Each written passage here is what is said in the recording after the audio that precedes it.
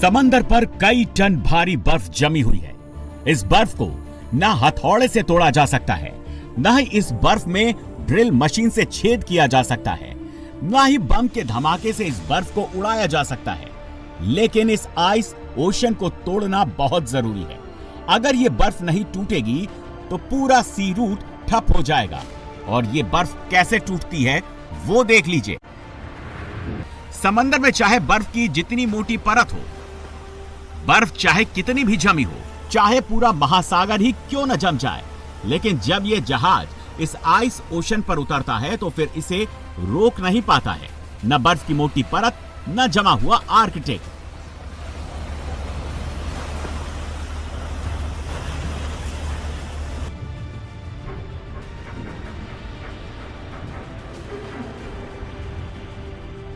ये जहाज जब बर्फ में उतरता है तो रास्ता अपने आप बन जाता है।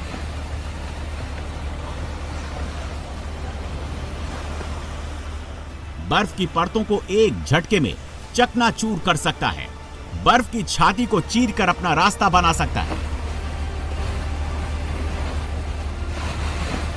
यह सिर्फ समुद्र की सतह पर जमी बर्फ को नहीं चीरता, ये बर्फ के बड़े बड़े पहाड़ों को भी पानी पानी कर देता है, पहाड़ों के बीच से अपना रास्ता बना लेता है।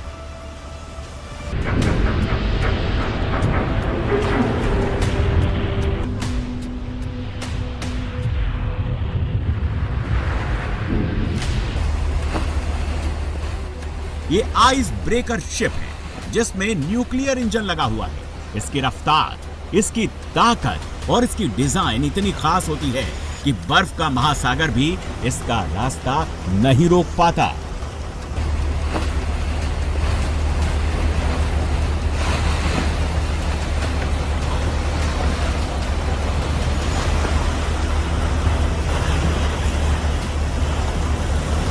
इस आइस ब्रेकर शिप को आम हिंदुस्तानी बर्फ फोड़वा जहाज कहते हैं। हिंदुस्तान के पास ऐसा जहाज नहीं है, ना ही हिंदुस्तान ने ऐसे आइस ब्रेकर शिप को खरीदा है, ना ही ऐसा कोई आइस ब्रेकर शिप हिंदुस्तान में बना है। लेकिन अब ये आइस ब्रेकर शिप इंडिया बनाएगा, जो दुनिया में हिंदुस्तान के कद और ताकत को कई गुना बढ़ाएगा। रूस ने भारत के साथ आर्कटिक क्लास आइस ब्रेकर जहाजों के निर्माण का प्रस्ताव रखा। इंडिया और रशिया मिलकर इंडिया में आइस ब्रेकर जहाजों का निर्माण करेंगे। मुझे खुशी है कि अब हम भारत के सी फेरर्स की पोलर वाटर्स में ट्रेनिंग के लिए सहयोग करेंगे। यह आर्कटिक में हमारे सहयोग को नई ताकत तो देगा ही, साथ ही इससे भारत के युवाओं के लिए रोजगार के नए अवसर बनेंगे। उसी प्रकार से शिप बिल्डिंग में हमारा गहरा सहयोग मेक इन इंडिया को सशक्त बनाने का सामर्थ्य रखता है। यह हमारे विन विन सहयोग का एक और उत्तम उदाहरण है, जिससे जॉब्स, स्किल्स और रीजनल कनेक्टिविटी सभी को बल मिलेगा। ये आइस ब्रेकर जहाज आर्कटिक महासागर में 2 से 3 मीटर मोटी बर्फ को तोड़कर पूरे साल भर उत्तरी समुद्री मार्ग पर चल सकेंगे।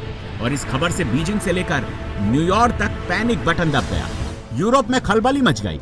इंडिया और रशिया के इस नई डील से पैनिक मच गया है, क्योंकि ये महज एक डील नहीं, बल्कि रशिया और इंडिया की ये डील ग्लोबल पावर और वर्ल्ड ऑर्डर को बदलने वाली है।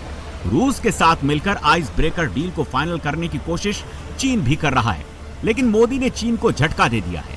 रूस ने आइस ब्रेकर डील के लिए चीन की बजाय इंडिया को अपना पार्टनर बनाया है।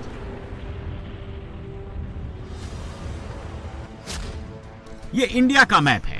भारत, श्रीलंका और मालदीव के साथ समुद्री सीमा साझा करता है, जो व्यापार और सुरक्षा के लिए महत्वपूर्ण है। इंडिया का ट्रेड अरब सागर और बंगाल की खाड़ी से होता है। भारत का समुद्री मार्ग हिंद महासागर से होते हुए मध्य पूर्व, अफ्रीका, यूरोप और दक्षिणी पूर्व एशिया तक फैले हुए हैं, जो वैश्विक शिपिंग नेटवर्क का एक अहम हिस्सा है। लेकिन जो सबसे गौर करने वाली बात है वो ये कि इंडिया के इस ट्रेड रूट में कहीं भी बर्फ नहीं जमती। ऐसे में सवाल है कि इंडिया आइस ब्रेकर जहाज क्यों बना रहा है। आइस ब्रेकर जहाजों से इंडिया का क्या फायदा होने वाला है? इंडिया को सबसे पहला फायदा यह होगा कि इंडिया में जो जहाज बनेंगे, इंडिया इन सभी जहाजों को एक्सपोर्ट करेगा। दूसरा, रूस और इंडिया किसी नए सी रूट का चयन भी कर सकते हैं। तीसरा ये कि आर्कटिक क्षेत्र में इंडिया बड़ी ताकत बनकर उभरेगा। अगर इंडिया और रूस के ट्रेड की बात करें तो इंडिया 2 रास्तों से व्यापार करता है। इंडिया अभी नॉर्दर्न सी रूट और स्वेज नहर के जरिए रूस से व्यापार करता है। मुंबई से रूस के सेंट पीटर्सबर्ग की दूरी 8,675 समुद्री मील, जिसका मतलब है 16,066 किलोमीटर है। इस समुद्री रास्ते से माल की ढुलाई में 40 दिन का वक्त लगता है। लेकिन इंडिया और रूस ने अपना व्यापार बढ़ाने के लिए एक दूसरा रूट ढूंढ लिया है। नाम है चेन्नई व्लादिवोस्तोक समुद्री गलियारा, शॉर्ट फॉर्म में CVMC। ये एक प्रस्तावित सीधा समुद्री मार्ग है जो भारत के चेन्नई को रूस के व्लादिवोस्तोक से जोड़ेगा। इस रास्ते में रूस और इंडिया के बीच की दूरी 5,647 समुद्री मील हो जाएगी। इस यात्रा में 10 से 12 दिन का समय कम लगेगा और करीब 40% खर्च भी कम होगा। INSTC या तो फिर नॉर्दर्न सी रूट यानी चेन्नई व्लादिवोस्तोक कॉरिडोर, इन पर हम आगे बढ़ने के लिए प्रतिबद्ध हैं। जल्द ही इस दिशा में प्रगति होगी। इससे ट्रांजिट टाइम घटेगा, कॉस्ट कम होगी और बिजनेस के लिए नए मार्केट्स खुलेंगे। डिजिटल टेक्नोलॉजी की ताकत के साथ हम कस्टम्स, लॉजिस्टिक्स और रेगुलेटरी सिस्टम को वर्चुअल ट्रेड कॉरिडोर से जोड़ सकते हैं। दुनिया में वर्ल्ड पावर और ग्लोबल ऑर्डर में नंबर 1 बनने की रेस छिड़ी है। दुनिया में वही राज करेगा, वही वर्ल्ड ऑर्डर में टॉप करेगा जिसके पास मजबूत ट्रेड नेटवर्क है और नेचुरल रिसोर्स होगा। चीन ने रेयर अर्थ मेटल के दम पर ट्रंप को झुका दिया और अब चीन आइस ब्रेकर शिप के साथ उत्तरी समुद्री मार्ग पर अपना कब्जा जमाना चाहता है। लेकिन आइस ब्रेकर शिप बनाने का महारथी चीन नहीं बल्कि रूस और फिनलैंड हैं। दुनिया के 6 देश रूस, कनाडा, फिनलैंड, स्वीडन और अमेरिका सिर्फ ऐसे 6 देश हैं जिनके पास आइस ब्रेकर शिप बनाने की तकनीक है। और अब इंडिया ऐसा 7वां देश बनेगा जहां आइस ब्रेकर शिप का निर्माण होगा।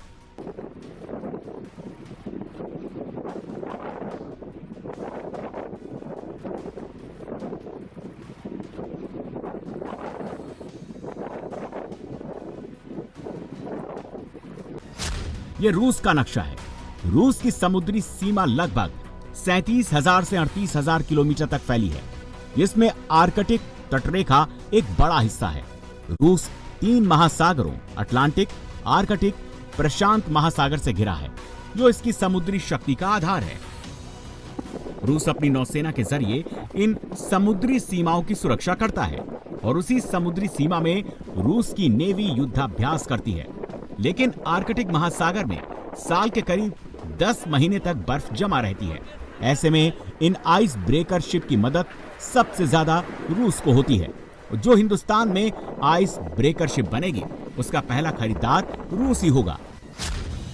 दुनिया में सबसे ज्यादा आइस ब्रेकर शिप रूस के पास है। रूस के पास 57 आइस ब्रेकर शिप हैं। कनाडा के पास 18, फिनलैंड के पास 2, डेनमार्क के पास 7, अमेरिका के पास 5, जबकि चीन के पास सिर्फ 4 जहाज हैं। दुनिया में कहीं भी माल पहुंचाना हो वो चीन पहुंचा सकता है, लेकिन जब आर्कटिक जैसे महासागर की बात हो जहां बर्फ हो वहां चीन की ताकत कम हो जाती है। दुनिया में अब आर्कटिक के बर्फ पर कब्जे की जंग चल रही है। ये जंग वही जीतेगा। आर्कटिक का बादशाह वही बनेगा जिसके पास आइस ब्रेकर शिप का सबसे बड़ा बेड़ा होगा और इंडिया इस रेस में गेम चेंजर बनेगा। डोनाल्ड ट्रंप आर्कटिक में रूस के प्रभाव को रोकने के लिए 40 आइस ब्रेकर जहाज अमेरिकी बेड़े में शामिल करना चाहते हैं और इसके लिए फिनलैंड, कनाडा और अमेरिका के बीच एक समझौता हुआ है जिसमें 90 आइस ब्रेकर जहाजों का निर्माण किया जाएगा, जिसे अमेरिका, फिनलैंड और कनाडा के बेड़े में शामिल किया जाएगा। अब सवाल यह है कि आखिरकार आइस ब्रेकिंग जहाजों में ऐसा क्या खास है, तो इसे भी समझ लीजिए। आइस ब्रेकर शिप की सबसे बड़ी खासियत उसकी डिजाइन और उसके इंजन की ताकत होती है, और इसे इस एनिमेशन से समझिए। आइस ब्रेकर शिप का अगला सिरा उल्टे चम्मच की तरह होता है। जैसे ही कोई बर्फ का टुकड़ा इसके आगे आता है तो यह शिप बर्फ के टुकड़े के ऊपर चढ़ जाती है। इस शिप का वजन हजारों टन का होता है, जिससे बर्फ टूट जाती है और फिर यह शिप अपने पीछे वाले जहाज के लिए रास्ता बना देती है। जब आइस ब्रेकर बर्फ को तोड़ते हुए आगे बढ़ता है तो इसमें पीछे की ओर से खुले पानी की बो फर्श निकलता है, जिससे शिप को गति मिलती है और संतुलन भी बना रहता है। इसी वजह से इन जहाज को डबल एक्शन जहाज भी कहा जाता है। आइस ब्रेकर जहाज 4 अलग अलग किस्म के होते हैं: टैंकर, बल्क कैरियर, कंटेनर और नॉन न्यूक्लियर आइस ब्रेकर। इन सभी को अलग अलग क्षमता और अलग अलग प्रयोग के हिसाब से इस्तेमाल में लाया जाता है। इंडिया में रूस की मदद से नॉन न्यूक्लियर आइस ब्रेकर जहाजों का निर्माण होगा। नॉन न्यूक्लियर आइस ब्रेकर जहाज की लंबाई 100 से 150 मीटर होती है, चौड़ाई 20 से 25 मीटर होती है। इसका वजन 20,000 टन हो सकता है। इनके बर्फ तोड़ने की क्षमता 2 से 3 मीटर की होती है। खुले पानी में इनकी स्पीड 15 से 18 नॉट की होती है। इनमें पावरफुल डीजल और इलेक्ट्रिक इंजन लगे होते हैं।